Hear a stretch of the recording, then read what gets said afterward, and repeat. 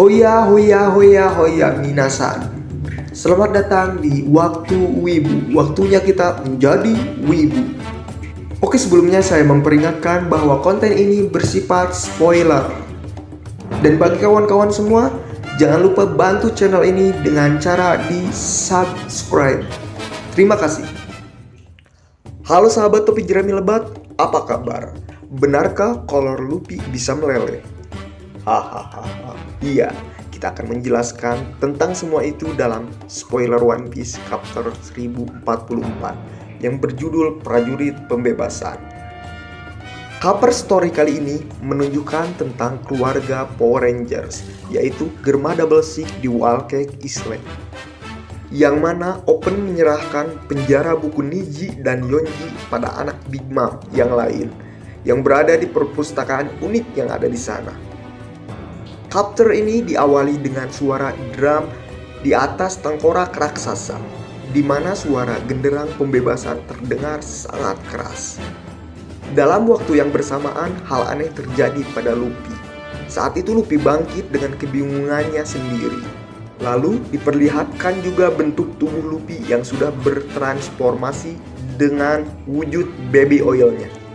Pada situasi itu, tiba-tiba kilat hitam keluar dari tubuh Luffy. Setelahnya ditunjukkan juga bagaimana Yunisa yang berada di lautan yang tidak jauh dari Wano Kuni.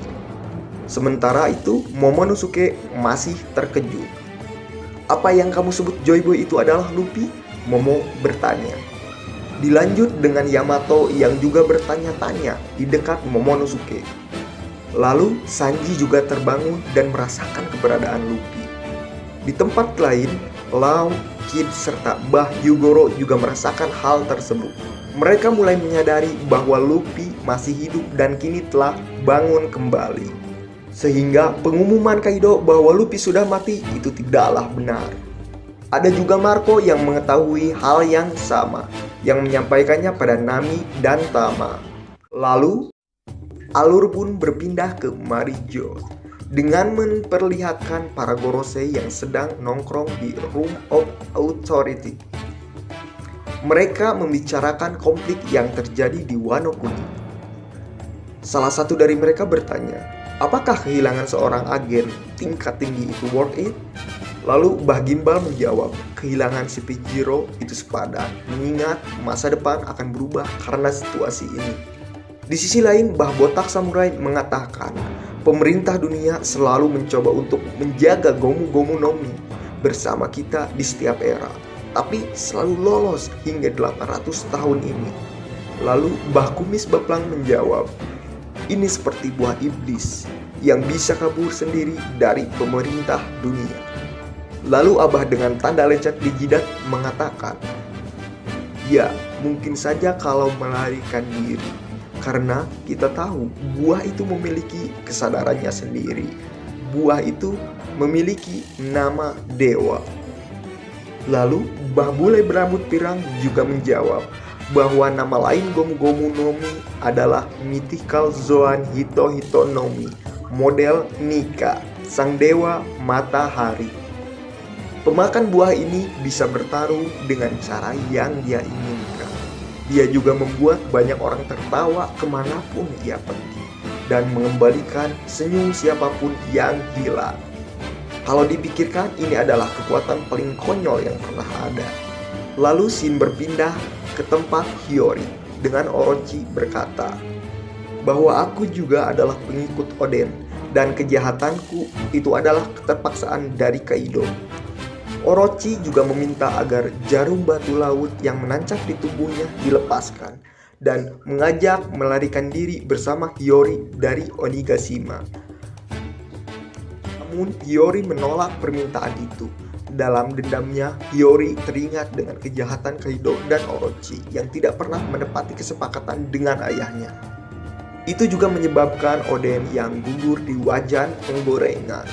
Orochi pun merayu Hiyori dengan mengatakan bahwa Oden adalah samurai hebat. Layaknya ia sebagai shogun yang juga menghormatinya. Dan Hiyori pun menangis dan membuka topengnya lalu berkata, kamu tidak layak menjadi shogun karena telah membunuh orang yang bernama Kozuki Oden dan tidak layak menjadi shogun walaupun 1 hari. Tiba-tiba iblis yokai muncul di hadapan mereka. Orochi meminta agar iblis api yokai itu membakar Yori. Naas, yokai itu malah berbalik menyerang Orochi dan membakarnya.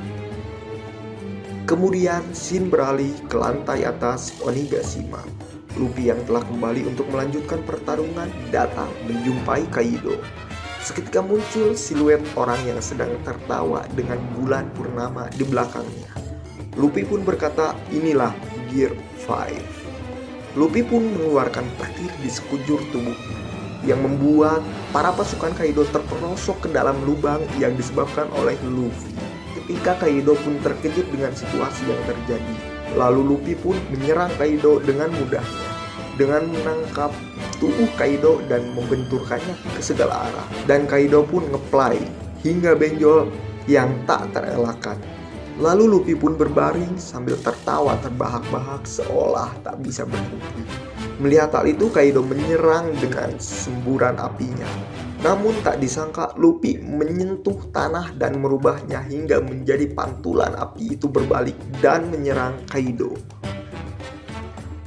Lalu Kaido pun berkata, "Aku meminta maaf soal serangan tempo lalu dengan keberadaan Shivijiro yang mengganggumu."